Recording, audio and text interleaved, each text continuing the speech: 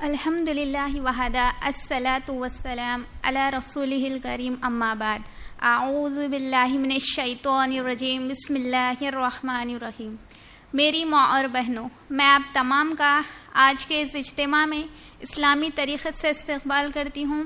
السلام علیکم ورحمۃ اللہ وبرکاتہ، جس کے معنی ہے آپ تمام پر اللہ سبحانہ و تعالیٰ کی سلامت، رحمت اور برکت نازل ہو۔ انشاءاللہ آج کا میرا عنوان ہے زبان کی حفاظت۔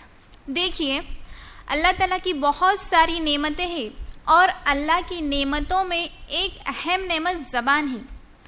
زبان گوشت کا ایک حصہ ہے جس کو ہڈی نہیں ہے۔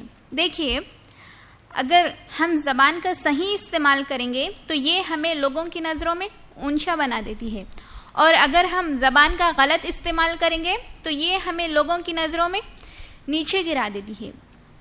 یہی زبان ہمیں جنت میں لے جاتی ہے جب ہم کلمہ پڑھتے ہیں لا الہ الا اللہ محمد رسول اللہ، اور یہی زبان ہمیں جہنم میں ڈھکیل دیتی ہے جب ہم اللہ کے ساتھ شرک کریں گے۔ تو کیا معلوم ہوا؟ اگر زبان کا صحیح استعمال کریں گے تو یہ ہمیں لوگوں کی نظروں میں اونچا بنا دیتی ہے، اور اگر غلط استعمال کریں گے تو ہمیں لوگوں کی نظروں میں نیچا گرا دیتی ہے۔ اور یہی زبان ہی جس کا زخم لگا ہوا بہت کم بڑھتا ہے۔ دیکھیے، زبان کا زخم جس کو لگتا ہے نا وہ بڑھتا نہیں ہے، لیکن اگر تلوار کا زخم لگ جائے تو وہ جلدی بڑھ جاتا ہے۔ اگر کسی کو تلوار کا زخم لگ گیا ہو تو وہ جلدی بڑھ جاتا ہے دوائی کے ذریعے۔ اگر کسی کو زبان کا زخم لگ جائے، اگر کسی کا دل آپ نے زبان کے ذریعے دکھا دیا تو پھر آپ اس زخم کو بھر نہیں سکتے۔ اس لیے زبان کا استعمال صحیح ہونا چاہیے۔ زبان سب سے اچھی بھی ہے اور زبان سب سے بری بھی ہے، ٹھیک ہے؟ ایک واقعہ ہے، کسی بادشاہ نے کہا ایک آدمی سے کہ بتاؤ جسم کا سب سے اچھا حصہ کون سا ہے، لے آؤ۔ تو وہ آدمی گیا اور زبان کو لے آیا۔ تو وہ بادشاہ نے پھر سے کہا کہ بتاؤ جسم کا سب سے برا حصہ کون سا ہے، لے آؤ۔ تو وہ آدمی گیا، پھر سے زبان ہی کو لے آیا۔ تو کیا معلوم ہوا؟ زبان سب سے اچھی بھی ہے اور زبان سب سے بری بھی ہے۔ اس لیے زبان کا استعمال ہمیں صحیح طریقے سے کرنا ہے، اور اگر ہم زبان کا استعمال غلط طریقے سے کریں گے تو اس کا نقصان ہوگا، کیونکہ دو فرشتے ہمارے ساتھ لگے ہوئے ہیں اور یہ ہمارے تمام کاموں کو نوٹ کر رہے ہیں۔ اللہ تعالیٰ قرآن میں سورہ قاف آیت نمبر 18 میں فرماتے ہیں، جو کچھ تم اپنی زبان سے بات کرتے ہو نا، جو کچھ تم اپنی زبان سے نکالتے ہو نا، اسے ایک فرشتہ لکھ لیتا ہے۔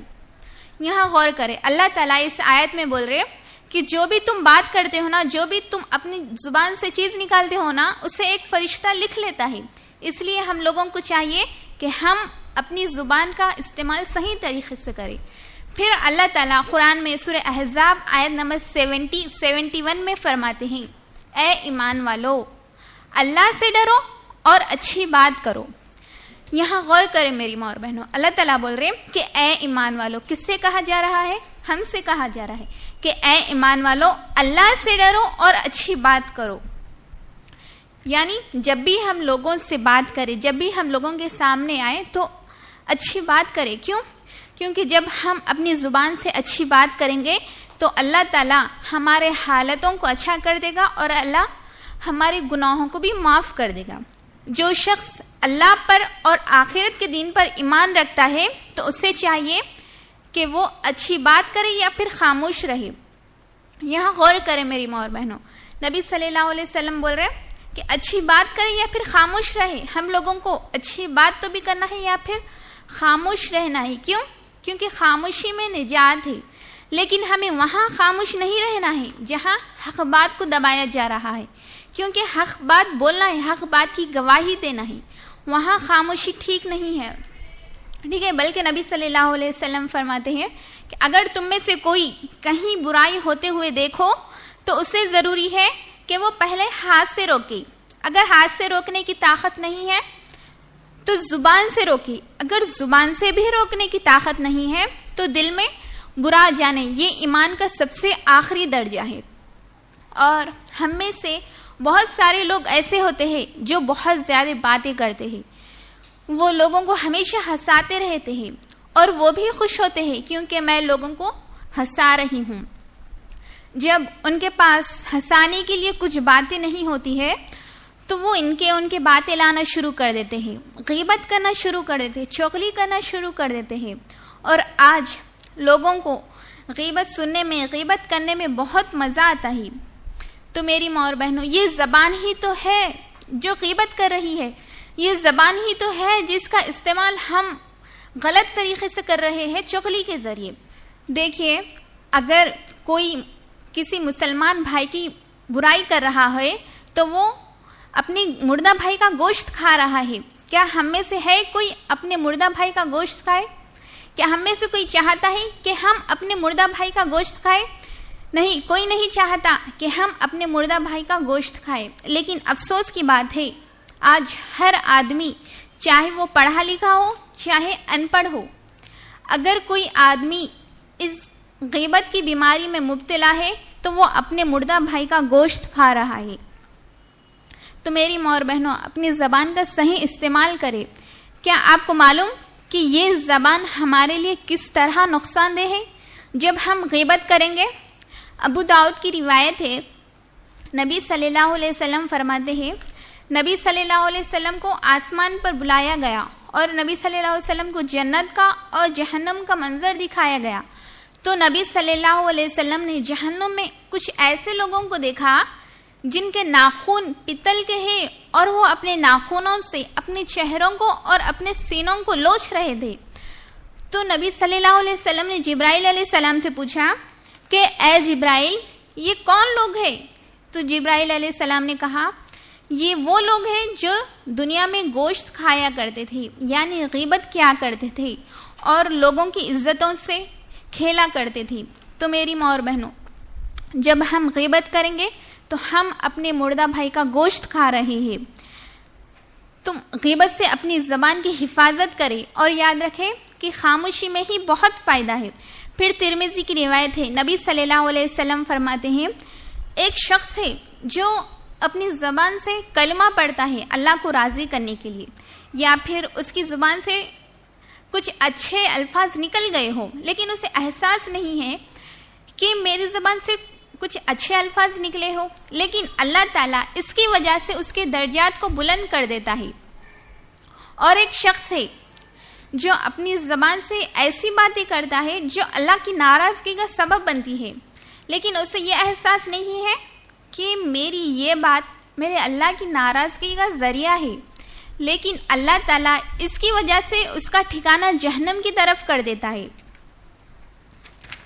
اس لیے اپنی زبان کا صحیح استعمال کرے۔ پھر ترمذی کی روایت ہے، نبی صلی اللہ علیہ وسلم کے پاس ایک صحابی آتے ہیں اور کہتے ہیں، اے اللہ کے رسول صلی اللہ علیہ وسلم، مجھے کچھ ایسی چیز بتا دے، اگر میں وہ کرتا رہوں تو میں صحیح رہوں گا۔ تو نبی صلی اللہ علیہ وسلم نے کہا، تم یہ کہو، میرا رب اللہ ہے اور اس پر جمے رہو۔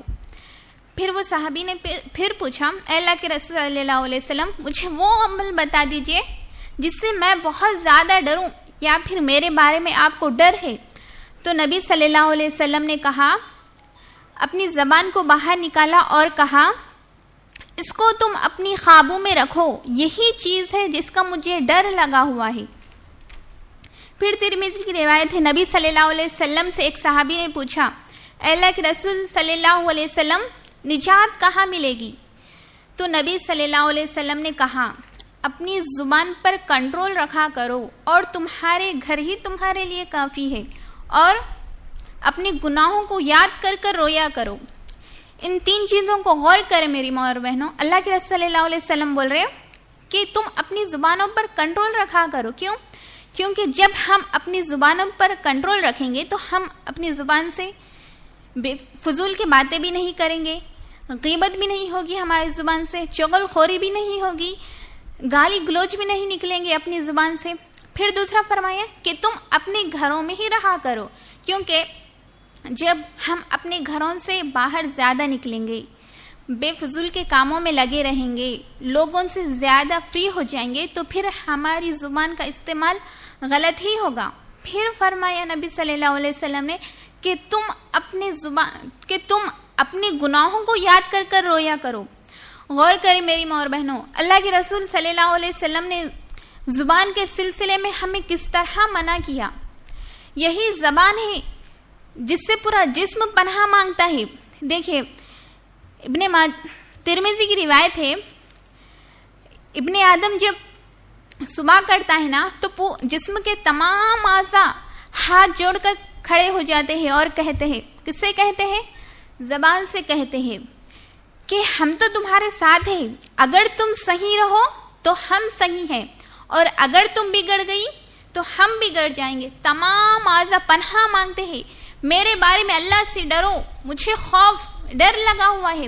اگر تم صحیح رہو گی تو پورا معاملہ صحیح رہے گا، اور اگر تم بگڑ گئی تو پورا معاملہ ٹیڑھا ہو جائے گا. تو میری ماں اور بہنوں، ہم اور آپ اپنی زبان سے جو چیز نکالتے ہیں، جو بات کرتے ہیں، اسے سوچے سمجھے غور کرے کہ ہماری زبان سے جو چیز نکل رہی ہے نا، کیا صحیح ہے کیا غلط ہے، اس کا محاسبہ کرے. دیکھیے جو لوگ عقل مند ہوتے ہیں نا، وہ لوگ کم بولا کرتے ہیں. عقل مند لوگ وہ ہے جو پہلے بات کو سمجھے، غور کرے اور کم بولے. لیکن جو بے وقوف ہوتے ہیں، جو عقل کا استعمال نہیں کرتے نا، وہ ایسے ہی فضول کی باتیں کرتے. عقل مند شخص وہ ہے جو پہلے بات کو سمجھے، غور کرے، پھر بولے. تو میری ماں اور بہنوں، اپنی زبان کا صحیح استعمال کرے. آپ مذاق میں بھی کچھ ایسی بات نہ کریں جس سے شرک کے الفاظ نکلتے ہوں. آپ مذاق میں بھی کسی کا دل نہ دکھائے. آپ مذاق میں بھی کسی کو گھٹیا نہ سمجھے. آپ مذاق میں بھی کسی کو حقیر نہ سمجھے. یہ زبان ہے جس کا استعمال صحیح ہونا چاہیے. پھر ترمذی کی روایت ہے، نبی صلی اللہ علیہ وسلم فرماتے ہیں، معاذ بن جبل سے فرماتے ہیں، نبی صلی اللہ علیہ وسلم اپنی زبان کو باہر نکالتے ہیں اور کہتے ہیں کہ اے معاذ، اس کو تم اپنی قابو میں رکھو، یہی چیز ہے، اس کی وجہ سے ہی لوگ زیادہ جہنم میں جائیں گے. تو میری ماں اور بہنوں، اپنی زبان کا صحیح استعمال کریں. ہم لوگوں کے لیے ضروری ہے کہ ہم اپنی زبان کا صحیح استعمال کریں، بری باتوں سے دور رہیں. آخر میں اللہ سے دعا ہے، اللہ ہم سب کو کہنے سننے سے زیادہ عمل کرنے کی توفیق عطا فرمائے. اللہ ہمیں ہماری زبانوں کی حفاظت کرنے والا بنائے. وآخر الدعوانا ان الحمد للہ رب العالمین.